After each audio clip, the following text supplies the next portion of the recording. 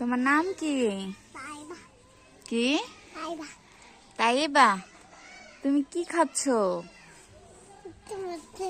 হ্যাঁ, আমাদের কিছু নাই। তোমার কাছে কিছু নাই? না। কে বলছে? তুমি মিথ্যা কথা বলছো কেন? তুমি জানি কি খাচ্ছ? টমেটো?